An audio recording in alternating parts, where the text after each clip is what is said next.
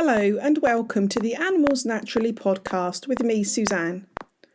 In this podcast, I aim to help you to find ideas on how to help care for your horse, cat, dog or other animal using natural therapies and a holistic approach.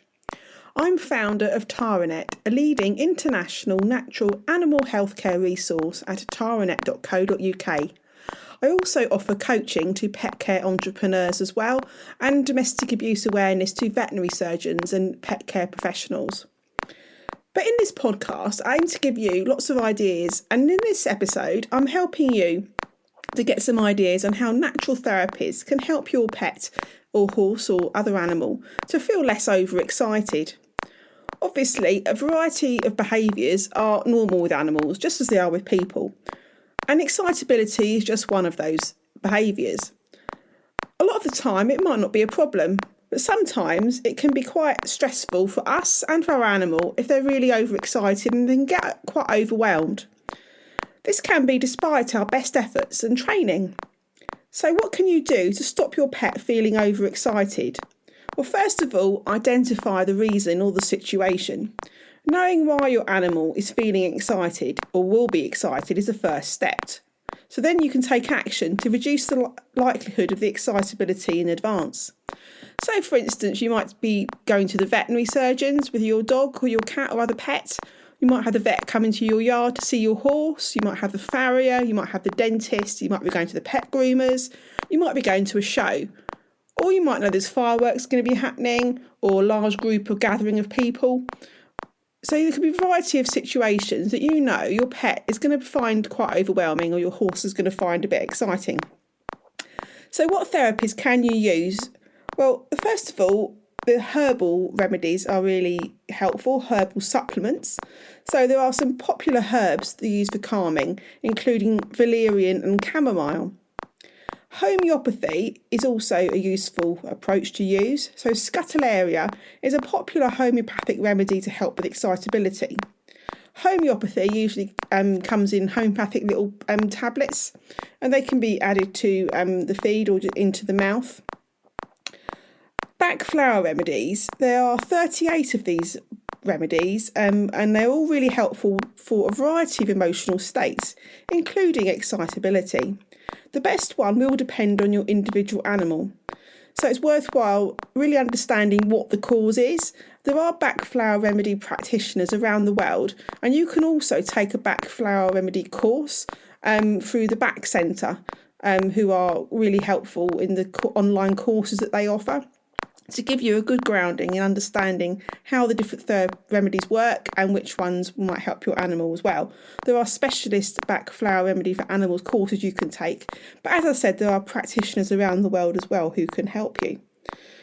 Massage is also very soothing and can be used to help relieve tension and stress. Helping your animal to feel more relaxed generally can be helpful. And there are specialist equine, canine and feline massage therapists around the world. And it's also possible, if you just want to learn some techniques to help your animal, to take a home study course for your own personal use to help your animal yourself. Or you can go to specialist massage for animals workshop weekends and short courses. And if you do have a professional massage therapist to your animal, quite often they are happy to help you understand some basic techniques to help your animal as well that you can use between sessions. Natural supplements such as magnesium can also be helpful, because if there's an imbalance in certain minerals or chemicals in the body, it can lead to excitability happening, and likewise food as well. So obviously different ingredients in different feeds will vary, and if imbalances occur or your animal doesn't quite agree with your animal's natural balance, that can lead to the animal feeling more stressed. Then actually it just sounds really simple, but something as basic as the right feed can really help your animal. Just the right amount of food, having the correct, not too much, not too little, and just the right formulation. So if you're faced with an unexpected event though, what can you do? Obviously the therapies I just mentioned and the techniques I just mentioned there were ones that you can use in advance. So if you're faced with an unexpected situation, so suddenly you're with a large group of people, or you're suddenly going to a show at last minute, or the veterinary surgeon's coming out quickly, or whatever it is, then what can you do? Well, back flower remedies are again useful. There is a combination of different back flower remedies called rescue remedy, and this is helpful for crisis situations. Homeopathy can be helpful by using an increased dosage over a short period of time, such as Scutellera, as I mentioned. You can use that on a sort of quite a lot of tablets in a day, for instance, or a few hours.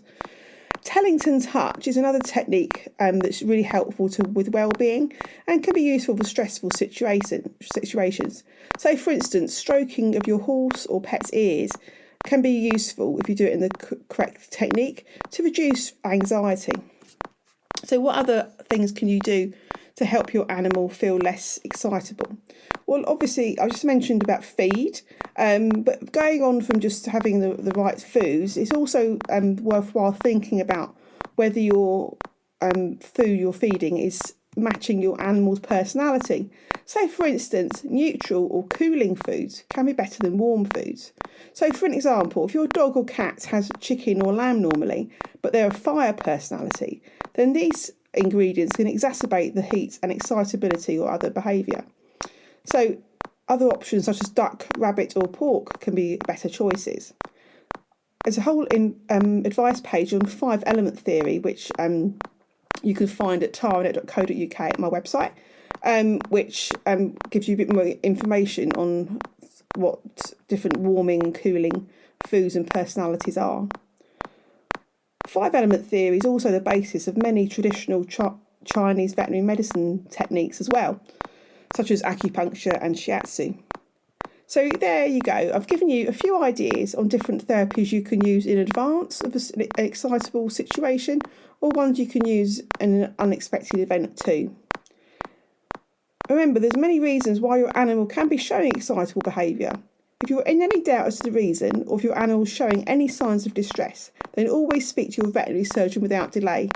It's worthwhile bearing in mind that excitability or an extreme type of emotion can be a symptom of some underlying illness or that your animal is unwell in some way.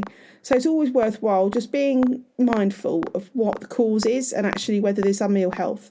Our animals, whether that's our horse, dog, cat or other animal, can be really good at hiding their ailments. So just bear in mind, if it persists or you just can't get to the bottom of helping your animal to be calm, then do consider speaking to your veterinary surgeon without delay, just to make sure there's no physical or underlying health issue. So I hope you found that useful. If you want more information on complementary therapies for animals, then do visit my website at taranet.co.uk, and I'll put the links as well into the notes of my natural pet health blog, where you can find this information I've just talked about here and many other helpful blog posts to help you care for your animal naturally. Please do share this podcast and my website information with anyone you know who loves their animals and wants to care for them naturally. And if you've got any questions on finding, or you want help finding a complementary therapist or holistic veterinary surgeon for your animal, then please drop me an email at info@taranet.co.uk. And if you like this podcast, then please do like it in your podcast app as well. That'd be really great. Well, I hope you found this useful, and until next time, goodbye.